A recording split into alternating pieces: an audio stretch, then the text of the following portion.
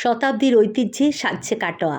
শুরু হতে চলেছে প্রাচীন কার্তিক লড়াই। শহর জুড়ে উৎসবের আমেজ।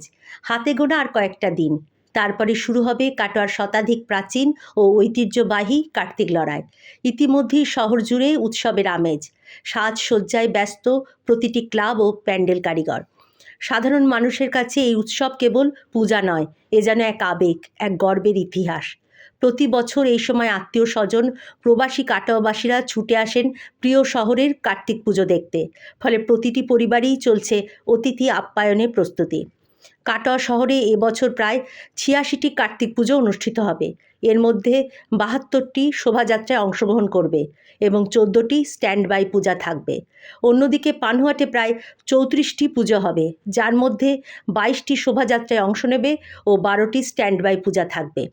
থিমে বৈচিত্র্য, বাজেটে জাঁকজমক, কাটোয়ার কার্তিক পুজো। দেশবন্ধু বয়েজ ক্লাব এবছর পদার্পণ করল ৩৪ বছরে। এবারের থিম ভগ্নপ্রায় ভুতুরে রাজবাড়ি। আনুমানিক বাজেট প্রায় ১০ লক্ষ টাকা।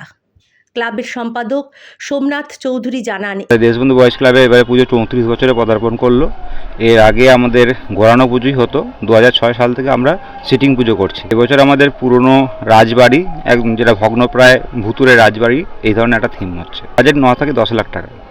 প্রশাসন আমাদের যথেষ্ট সাহায্য করে। প্রশাসনের তরফ থেকে আমাদের এখানে পুলিশ ক্যাম্পাসিংয়ের ব্যবস্থা করা আছে এবং প্রশাসন আমাদের যাতে এত ভিড় হওয়ার পরিপ্রেক্ষিতে কোনো সমস্যা না হয় তার জন্য যথেষ্ট ওনাদের উদ্যোগ রয়েছে এবং আমরা প্রশাসনের কাজে আমরা আনন্দিত এবং প্রতি বছর আমরা পাই, আশা করি এবছরও পাবো। এবারে থিমে রয়েছে রহস্য ও ঐতিহ্যের ছোঁয়া। প্যান্ডেল প্রস্তুতকারক জগন্নাথ মণ্ডল বলেন, এই মুহূর্তে তো আমরা ব্যস্ত অবশ্যই, কারণ হাতে গোনা ধরে রাখেন আর ২-৪টে দিন আছে। হ্যাঁ, মোটামুটি ধরে রাখেন আমাদের এখন ২০ ঘন্টা ২২ ঘন্টা কাজ করতেই হচ্ছে। হ্যাঁ, অল্টারনেট করে করছি। হ্যাঁ, মোটামুটি ধরে রাখেন আমাদের টার্গেট আছে আমরা রবিবার সকালের মধ্যে কাজ হ্যান্ডওভার দিয়ে দেবো। দিন রাত এক করে কাজ চলছে যাতে আগেই শেষ করা যায়। জনকল্যাণ সংঘ ৫৩ বছরে পদার্পণ করল। এবারের থিম ভেলোরের লক্ষ্মীনারায়ণ মন্দির। আনুমানিক বাজেট ১২ লক্ষ টাকা। পুজো কমিটির সম্পাদক অসীম দাস জানান, এবছরে আমাদের যে থিমটা করা হয়েছে, আমাদের সাউথের যে ভেলোর আছে, ভেলোর যে স্বামী লক্ষ্মীনারায়ণ মন্দির আছে, সেই লক্ষ্মীনারায়ণ মন্দির যে গোল্ডেন টেম্পল, সেইটা আমরা এবার এখানে অনুষ্ঠিত তুলে ধরছি আর কি। আমাদের ৫৩ বছরে পড়লো আমাদের সঙ্গের পুজো। এবার আমাদের সবচেয়ে বেশি বাজেটের পুজো হচ্ছে। এবার প্রায় আমাদের বাজেট ১২ লাখ টাকা। সেটার থেকে প্রশাসনের তরফ থেকে আমরা পূর্ণাঙ্গ সহযোগিতা পাবো। গত দিনও পেয়েছি, আগামী দিনও পাবো, এটা আমরা আশা রাখি। আমরা শনিবারের মধ্যে শেষ করে ফেলবো, কারণ রোববার দিন আমাদের ওপেনিং আছে। আমাদের মাননীয় বিধায়ক উদ্বোধন করতে আসবেন রোববার দিন। আমরা চাই দর্শনার্থীরা ধর্মীয় আবহে ভরপুর এক অভিজ্ঞতা পান। ঝংকার ক্লাবের এবারের পুজো ৪৬ বছরে পা দিল। থিম থাইল্যান্ডের মিউজিয়াম।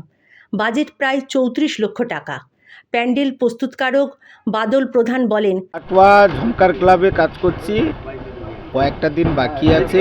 এই বাকির মধ্যে উদ্বোধনের আগে চেষ্টা করছি শেষ করে দেওয়ার জন্যে। এই বছরের থিম হচ্ছে থাইল্যান্ডের মিউজিয়াম। এখন ৩৫-৩৭টা লেবার নিয়ে কাজ করছি, দিনরাত কাজ চলছে। ওই ধরুন ১৮-২০ ঘন্টা কাজ হচ্ছে। চেষ্টা করছি যত তাড়াতাড়ি পারি কমপ্লিট করে দেওয়ার জন্য। ২৪ ঘন্টার মধ্যে প্রায় ১৫ থেকে ১৭ ঘন্টা কাজ করতে হচ্ছে। দর্শনার্থীদের ভিড় শুরু হয় আগেই, তাই সময়ের আগেই সব কিছু সম্পন্ন করার চেষ্টা চলছে।